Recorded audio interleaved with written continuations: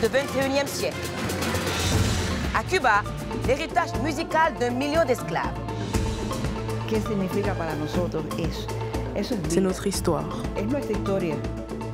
Métisser l'Africain et le Latino à Cuba.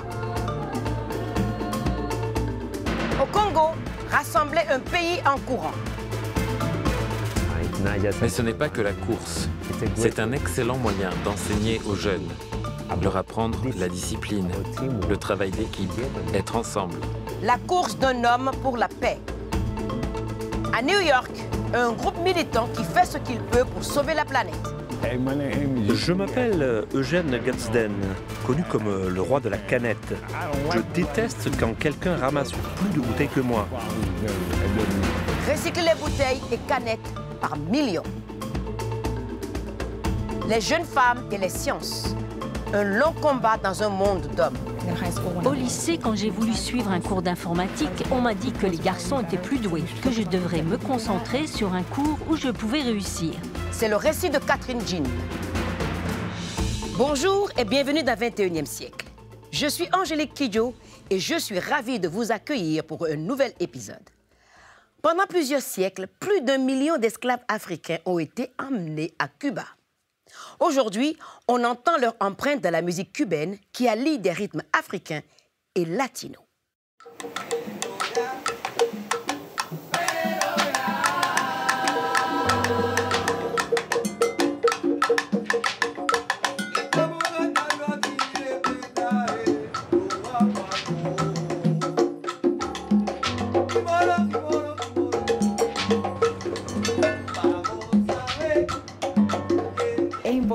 C'est impossible de trouver un Cubain qui n'a pas un peu de rythme dans le sang.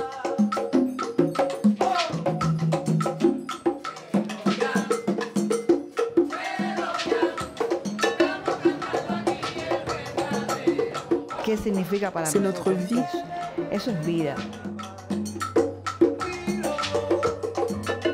C'est notre histoire. Magali Rolando enseigne le piano et vit à La Havane, la capitale de Cuba. Elle adore apprendre aux jeunes les racines de la musique cubaine.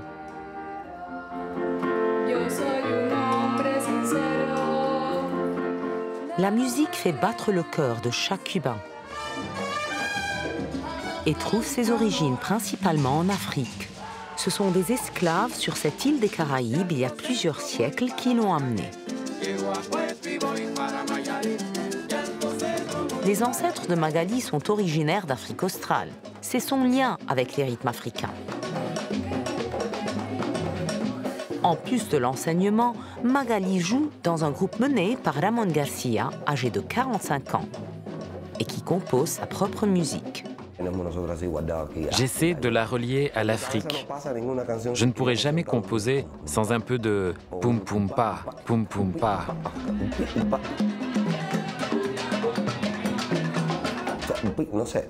C'est ce qui m'entraîne. Fait remonter le rythme de l'intérieur et guide mes pas. Aujourd'hui, les chansons et mélodies sont mélangées aux origines espagnoles et autochtones précoloniales. Les esclaves se sont appropriés le tempo qu'ils ont découvert en arrivant à Cuba. On estime que plus d'1 million d'Africains ont été amenés dans l'île par le port de Matanzas, à 100 km de La Havane, dans la traite transatlantique d'esclaves dès le XVIe siècle et jusqu'à l'abolition de l'esclavage à Cuba en 1886. Ils sont venus ici parce que les Espagnols voulaient une main-d'œuvre pas chère. Et ils ont travaillé comme esclaves dans les champs. Ils travaillaient dans les plantations de sucre et de café. Le pire, c'était la séparation des familles. Le père, la mère et les enfants étaient séparés. Certains étaient isolés de leur culture. La difficulté à communiquer a forcé beaucoup à trouver des moyens créatifs pour envoyer des messages. Avec les tambours, ils annonçaient les enterrements, les décès et la chasse. Tout était communiqué par tambour et par signaux de fumée. Aujourd'hui, la population d'ascendance africaine chérit cet héritage musical amené à Cuba par leurs ancêtres. et la jeune génération entretient la flamme. Mais ce n'est pas la seule contribution des personnes d'origine africaine au développement et à la culture de Cuba. En reconnaissance de son patrimoine africain, Cuba participe au projet Route de l'esclave, lancé par l'UNESCO en 1994. L'UNESCO a salué la décision de Cuba de créer au château de San Severino un musée consacré au projet Route de l'esclavage.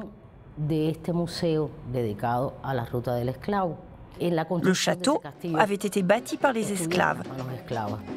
Voilà pourquoi nous avons aidé à le reconstruire et le transformer en musée.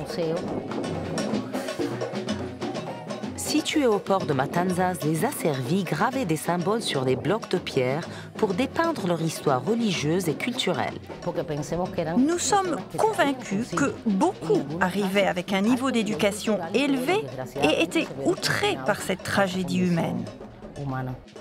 Devenu un site de patrimoine culturel, le château de San Severino raconte l'histoire de l'esclavage, avec des objets et des photos qui remontent au XVIe siècle. Au moment de l'abolition officielle de l'esclavage, les asservis avaient construit des forts et des bâtiments iconiques qui attirent encore des milliers de visiteurs dans l'île. Environ 200 millions de personnes d'origine africaine vivent en Amérique et plusieurs millions vivent dans d'autres régions du monde, en dehors du continent africain. Partout, les Africains et la diaspora africaine sont victimes d'inégalités et sont désavantagés à cause de l'héritage de l'esclavage et du colonialisme. Les Nations Unies ont déclaré une décennie internationale pour les personnes de descendance africaine, qui a commencé en janvier 2015, pour saluer leur contribution à l'histoire humaine. La décennie reconnaît également les injustices qu'elles ont subies, tout en œuvrant pour la promotion et la protection de leurs droits humains.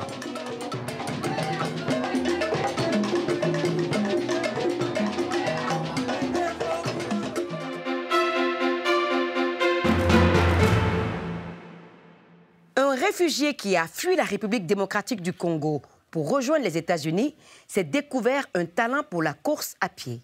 Maintenant, il court pour la paix dans les deux pays. Je m'appelle Makorobodo Di Kamangwa Salukombo. Je suis né en République démocratique du Congo, dans un petit village appelé Kiroche. Je n'avais que 6 ans et j'ai vécu tout le génocide du Rwanda de l'autre côté de la frontière.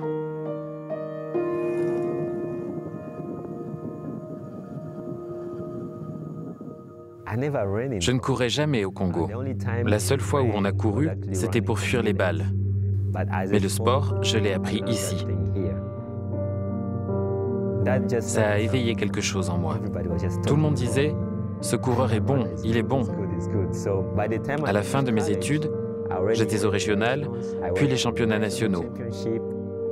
Il ne restait qu'une chose, les Jeux Olympiques. Mais vers la fin de mes études, j'ai voulu faire quelque chose pour mon village. Parce que la plupart des enfants sont nés avec la guerre et n'ont rien connu d'autre depuis. Ils n'ont pas de but à long terme, tout est court. C'est « est-ce que je serai vivant demain ?» Le premier jour, j'avais un entraînement complet. Alors j'ai dit, on commence l'entraînement. À 3 heures du matin, plus de 300 gamins sont arrivés devant ma porte. Ils frappaient à la porte. On va courir ? J'ai regardé dehors, il faisait nuit noire. Et j'ai dit, vous faites quoi ? On veut courir, on veut courir.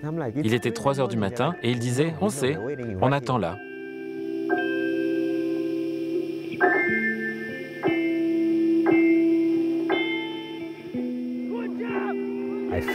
J'ai fini, j'étais content. Pas seulement pour moi, mais pour les gosses, à Kiroche. Je leur avais dit qu'on y arriverait. Et c'est ce qu'on a fait.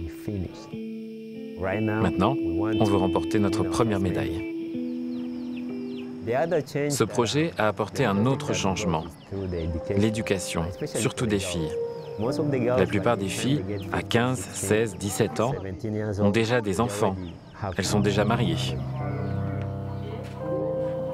Simplement parce que les parents n'ont pas les moyens de les scolariser. Alors j'ai essayé d'encourager les filles de mon équipe et parler à leurs amis. Je crois que la sécurité qu'offre l'éducation les recentre. Grâce au projet, cette année, nous avons financé 65 athlètes.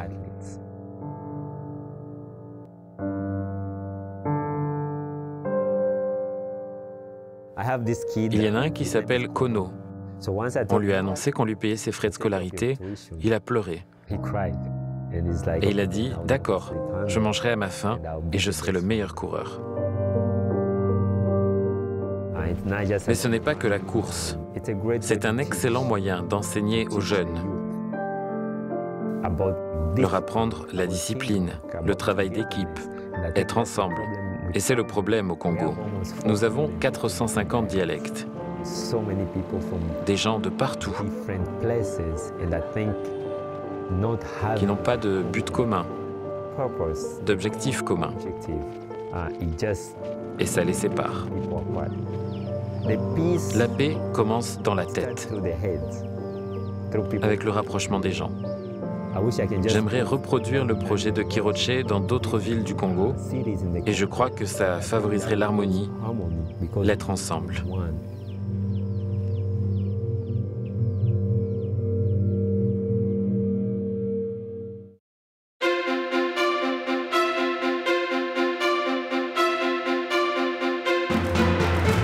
Le recyclage du plastique et des boîtes de conserve s'est généralisé dans le monde. Mais un groupe de militants à New York est allé plus loin. Ils font ce qu'ils peuvent pour sauver la planète.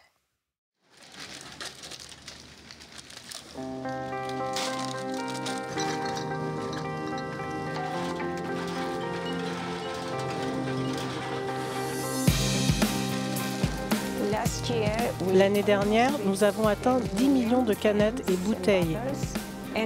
Et cette année, nous dépasserons les 10 millions. Nous serons au moins à 10 millions par an.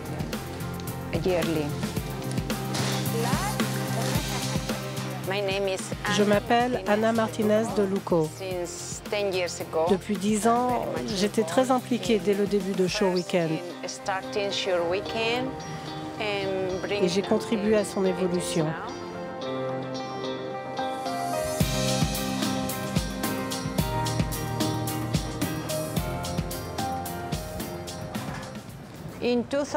En octobre 2004, ma première année dans cette ville,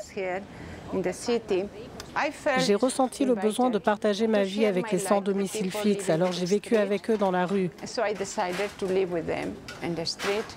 Et l'une des choses qu'on faisait, c'était ramasser les canettes.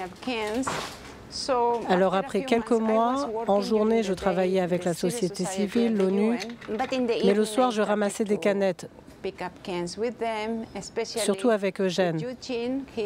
Il m'a appris comment faire, où aller, parce que c'était nouveau pour moi. Je m'appelle Eugène Gadsden, connu comme le roi de la canette. Il m'appelle comme ça parce que je déteste quand quelqu'un ramasse plus de bouteilles que moi. Mais maintenant, j'ai le projet compost. J'aime encore ramasser des canettes quand j'en ai l'occasion.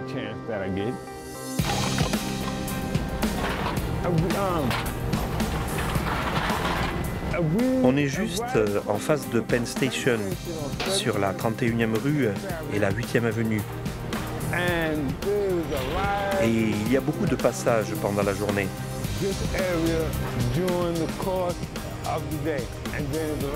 Et ça fait beaucoup de canettes. Je me suis mis au ramassage grâce à un ami, Terry, parce que je ne travaillais pas, je ne trouvais pas d'emploi, et il m'a montré comment faire. Quand je le faisais au quotidien, mon objectif personnel était de trouver au moins 2000 canettes. Les déchets que nous produisons finissent souvent sous forme de pollution si nous ne faisons pas l'effort de d'abord réduire les déchets et ensuite recycler les déchets produits par notre consommation. Le recyclage est très important, surtout le recyclage des plastiques. Aucun recyclage n'est insignifiant. Si vous recyclez une bouteille plastique, c'est une bouteille de moins qui se retrouvera dans une décharge ou sous forme de débris marins.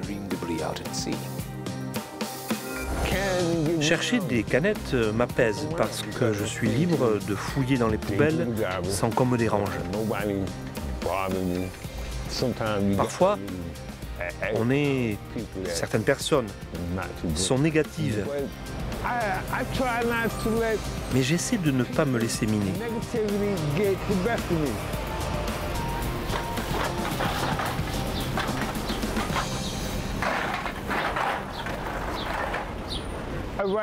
Là, on a environ 3 $ de canettes. Et c'est pas mal pour un début.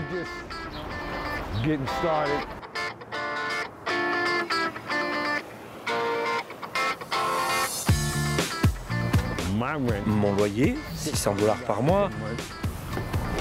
Dieu merci, je peux le payer, le loyer.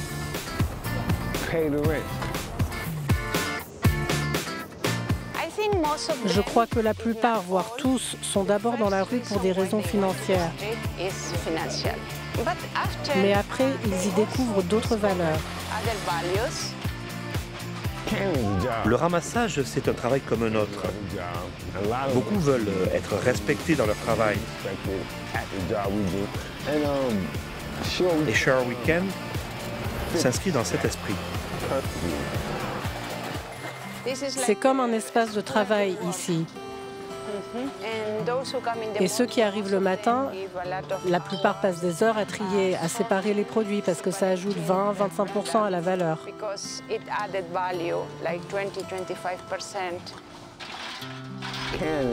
Le ramassage, c'est une chose. Avoir un endroit où les déposer en est une autre. En tant que ramasseur,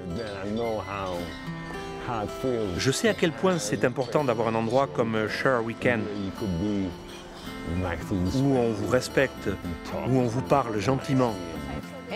Et c'est vrai que la plupart du temps chez Share Weekend, il y a une ambiance paisible, de joie, de rire, de chansons. Il est rare que l'humeur soit maussade.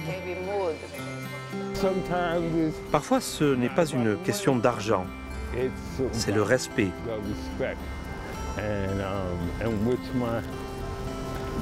Ma grand-mère disait toujours, le respect peut vous emmener bien plus loin que l'argent. Et elle avait raison. J'apprécie ça.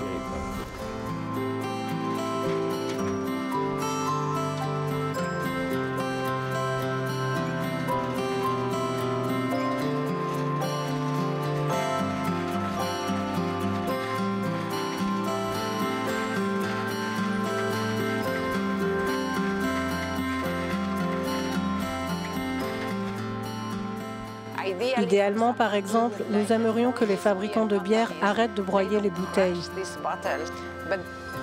qu'ils les nettoient pour les réutiliser, ce qui serait une utilisation plus efficace. Ils ne le font pas et nous souffrons. On leur rend les bouteilles, mais on sait que c'est inutile parce qu'ils vont les broyer et continuer à en fabriquer d'autres. C'est pareil avec toutes les bouteilles plastiques, surtout les bouteilles d'eau. C'est omniprésent. Mais comme des groupes d'étudiants viennent ici, on apprend que les écoles ne font pas grand-chose pour les encourager à boire de l'eau du robinet.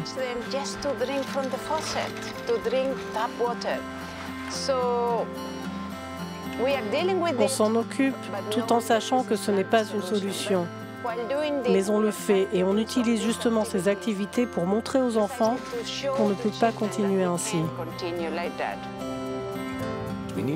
Il faut que les gens se rendent compte des conséquences et de l'impact de notre consommation. Si l'on est sensibilisé, on verra qu'en changeant la manière dont on consomme, les quantités de déchets que l'on produit, nous pourrons faire la différence.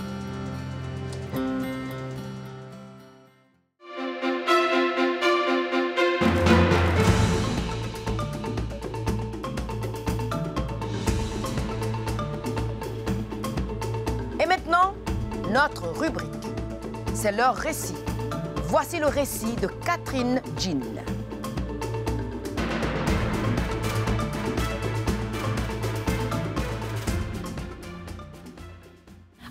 Ce n'est qu'au lycée que je me suis rendu compte que l'égalité homme-femme était un problème. Je pensais que le problème était résolu et qu'on était sur un pied d'égalité, que je faisais partie d'une nouvelle génération où la femme est l'égale de l'homme. Mais en grandissant à l'université, puis en début de carrière, j'ai compris que non.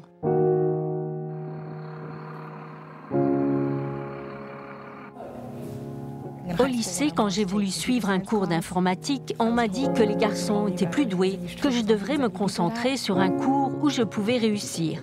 Ce n'est qu'à l'université que j'ai remis en question ces idées reçues. Et j'ai découvert que j'adorais les maths et les sciences et que j'avais la capacité de réussir dans ces matières et utiliser mon éducation pour inventer et créer. Alors, en troisième année, avec mes deux cofondateurs, on a monté une entreprise pour aider les agents de santé dans le monde et lutter contre les maladies infectieuses. Le projet a commencé en 2014 pour faire face à la crise Ebola en Afrique de l'Ouest. Actuellement, les agents de santé portent une combinaison appelée EPI. Quand on finit de traiter les patients, on est censé retirer la combinaison, mais avant, ils vous aspergent de javel pour être sûr qu'il ne reste plus de bactéries ou de virus. Un des plus grands problèmes avec la crise Ebola était que le taux d'infection chez les agents de santé était si élevé et c'était en grande partie à cause d'une mauvaise décontamination. Notre idée était de colorer le produit pour que l'on puisse voir où le désinfectant transparent était vaporisé et donc avoir une meilleure idée des surfaces couvertes ou non. Nous avons aussi appris que la javel doit rester 10 minutes sur la surface pour tuer les pathogènes. Donc, nous avons ajouté un marqueur de couleur pour indiquer à quel moment retirer la combinaison. Ce qui est cool avec la couleur, c'est qu'une fois la surface redevenue transparente, vous savez que vous pouvez la toucher, que ce sera sans risque. Tant que c'est bleu, vous savez qu'il y a encore des pathogènes actifs. C'est vraiment incroyable de pouvoir redonner confiance à ces personnes qui sacrifient déjà tant de choses.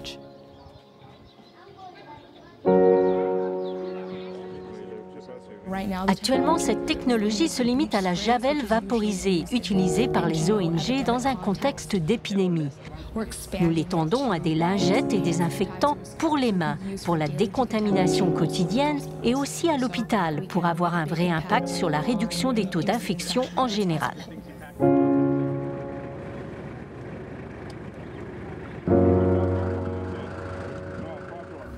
Le matin, quand je me réveille, j'ai plusieurs objectifs. Je veux étendre l'application sur le terrain ou créer un nouveau produit pour aider plus de personnes. Nous avons des unités déployées en Haïti pour aider à traiter la flambée de choléra avec le Corps médical international. En tant que scientifique, je pense qu'il est de notre responsabilité d'avoir un impact sur la société au-delà de notre recherche. Vraiment prendre part aux discussions. Pas uniquement sur les questions scientifiques, mais surtout de l'éducation aux droits de la femme. Nous devrions laisser une marque plus importante et s'entraider plutôt que de se rabaisser.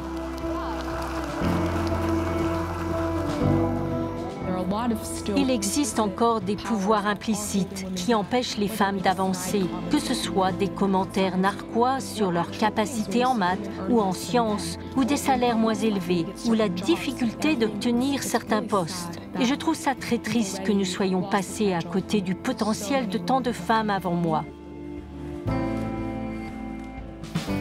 Donc je veux que mon potentiel et celui des autres femmes de ma génération soient pleinement utilisés.